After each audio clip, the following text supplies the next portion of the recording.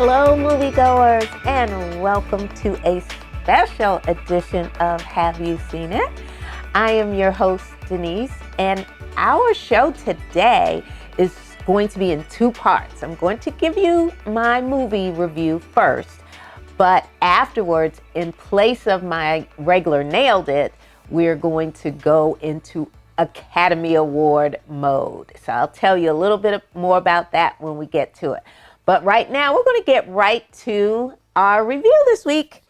And my review is Creed 3. Came out last weekend to pretty good box office numbers in the United States and abroad. So that's pretty good. Congratulations, Michael B. Jordan.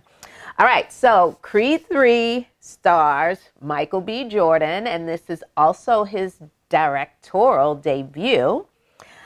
We have Jonathan Majors, Tessa Thompson, Wood Harris, Felicia Rashad, Mila Davis Kent, Selena Levas, and Jose Benavides. All right, so here we are at Creed number 3. And Adonis Creed has been dominating the boxing world. He has been doing his thing in the ring, and he is just, now the man. All right. He is doing great things in the boxing arena in terms of him kind of mentoring up and coming boxers. He's doing very well in his family life. He and Bianca, played by Tessa Thompson, have gotten married. They've had their daughter, and she's like 8 years old now. And we know from Creed 2 that their daughter was going to be born deaf. So here we are. And one thing I liked about the movie was the integration of the ASL language. So you've got not just a word or two of sign language in this movie, but you've got, real communication and conversation between Adonis and his wife and child, and others who are in this movie who are also doing some sign language. So I just want to throw that out at you. All right, so here we have Adonis all, doing well, as I said, and an old friend from the past who has spent almost 20 years behind bars, Dame, comes back and looks Adonis up, okay? So the two of them have, they meet in a situation where Adonis doesn't recognize him in the beginning. So it's kind of like, yo, what's up? What you want kind of thing. And then he realizes, hey, I know you. So the two connect, and they go out and they have a meal together, and they're just kind of bonding again, just kind of feeling each other out. Adonis is just kind of happy to see his friend, and, I hope you're doing well, so forth and so on. But Dame has other plans. He has, he was a Golden Glove champion, and he wants to have a shot at the title, basically. He just kind of puts it out there. And Adonis is like, oh, okay, well, hope that works out for you. But Dame is like, well, no, you in the boxing world and you're doing big things. I need you to help me get there. So as the two of them reconnect through, this little lunch date, and then they meet again at Adonis's house, and they're still kind of talking about it, Dame is throwing a little bit of shade, okay, as the two are kind of getting to know each other again, kind of throwing some shade. And you then realize that, okay, Adonis is holding something back. There's a history with these two that we don't know. You see it in flashbacks, but Adonis is kind of like trying to shove that off into the side. So long story short, Dame wants a shot at the title. Adonis has a protege that he's trying to give him a shot at the title, but something happens. Okay? Not going to tell you what, but something happens. And now Dame still wants a shot at the title and eggs Adonis on, and then we know what happens. The two of them duke it out in the ring, and you got to figure out how it ends. But if you've been following the whole Creed story, you kind of have an idea. You've been following Rocky, you have an idea. But this was very well done. I really enjoyed the movie, and Michael B. Jordan's directorial debut went very well. I don't know too much about directing, but I thought he did a really good job. The movie was paced well. You got to see a little bit more of his relationship with his wife and his daughter.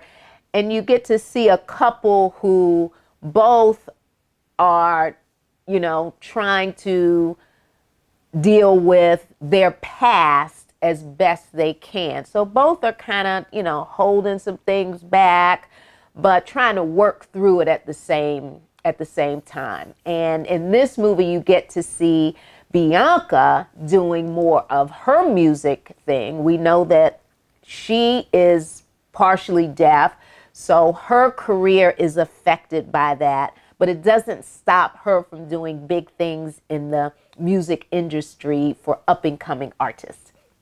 Okay, so that is my review of Creed. I'm telling you right now, the eye candy is there for whoever wants to take it in. Both these gentlemen really, really put in the work to, transform themselves into what you're going to see on screen. And it's quite nice to see. So check out Creed 3 at theaters near you. Okay, folks, so I'm going to jump into Academy Award mode. I have Oscar right here with me, and every year I give my Oscar predictions, and I must say that I've done quite well in terms of determining who the winner will be. So right here in front of me, and I'll show you just a few Oscar-worthy movies that I have either called it as the winner or I have seen and they were Oscar-worthy. So we've got last year's winner. Was it last year? 1917. I called this, and this movie won Best Picture. I've also got here Darkest Hour, Gary Oldman. I've got Dunkirk, another war movie. I told you last week I kind of like war movies. And Rocket Man, this was fantastic. We've got Harriet, International Women's History Day. Fantastic. Cynthia Erivo really killed it in this movie. We've also got Good Will Hunting. And another of my personal favorites, No Country for Old Men. Fantastic movie. All right, so moving on to the Academy Awards for this year. The Academy Awards are this weekend, March 12th, so you might want to check that out. So what I usually do is I just give my predictions on Best Actor and Actress and Best Supporting Actress and Actor and Best Movie. And so what I'm going to do this year is I'm just going to tell you who the nominees are, and I'm switching things up a little bit. I'm going to tell you who critics say should win, who will win, and then I'm going to tell you who I want to win. All right, so we're going to start with our supporting actress. We have Angela Bassett for Wakanda. We have Hong Chow for The Whale. Carrie Condon, Banshees of Inisherin, The Banshees of Inisherin. Jamie Lee Curtis, Everything, Everywhere All at Once. Stephanie Shu for the same movie. Critics say Jamie Lee Curtis should win this award. Other critics say Angela Bassett will win the award, and I say Angela Bassett will win. That is my prediction for Best Supporting Actress. All right, moving on to Best Supporting Actor. We've got Brendan Gleeson from The Banshees of Inisherin. Brian Tyree Henry from Causeway. Judd Hirsch, The Fabelmans. Barry Keoghan, Banshees of Inisherin. And Ke Huy Quan for Everything Everywhere All at Once. I hope I'm getting that title correct. Critics say Ke Huy Quan should win. Other critics say he will win. And I'm saying I don't care. Because I really just don't care who wins that category. All right, moving on to Best Actor. We have Austin Butler for Elvis, Colin Farrell for Banshees of Inisherin, Brendan Fraser, The Whale, Paul Mescal for After Sun, and Bill Nighy for Living. The last two movies I did not see, so I'm not sure what their performances were like. Some critics say Brendan Fraser should win. Other critics say Austin Butler will win. And I'm saying I will take Brendan, Austin, or Colin Farrell. All three of them were fantastic in their roles. And then we have Best Actress. Cate Blanchett for Tar. Ana de Armas for Blonde. Andrea Riseborough. She was a late entry with a little bit of controversy, if I believe. Michelle Williams, The Fabelmans, and Michelle Yeoh, Everything, Everywhere, All at Once. Some critics say Cate Blanchett should win this award. Other critics say Michelle Yeoh should win. I am rooting for Michelle Williams in The Fabelmans. All right, so moving on to Best Picture. We've got All Quiet on the Western Front, fantastic movie. Avatar, The Way of Water. The Banshees of Inisherin. Elvis, Everything, Everywhere, All at Once, ... Tar, Top Gun Maverick, Triangle of Sadness, and Women Talking.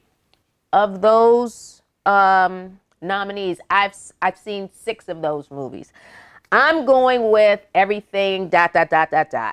Only because I think there might be a historic sweep with that movie in every category that the actors are nominated in. I'm just throwing that out there. I'm still sticking with the people and the movies that I think should win. So there you have it, folks. Those are my Oscar predictions. You can comment down below on our YouTube channel. Let me know if you agree, you disagree. Tell me who you'd like to win, should win, or will win. We'd love to hear from you. So with that being said, you can subscribe to our YouTube channel. Make sure you hit that like button. And we are available on every podcast platform in the universe. Just type in, "Have you seen it?" with Denise, and there I will be. All right, folks, so hooray for Hollywood. And until next week, I need you to watch a movie because I'm going to watch a movie. Bye-bye.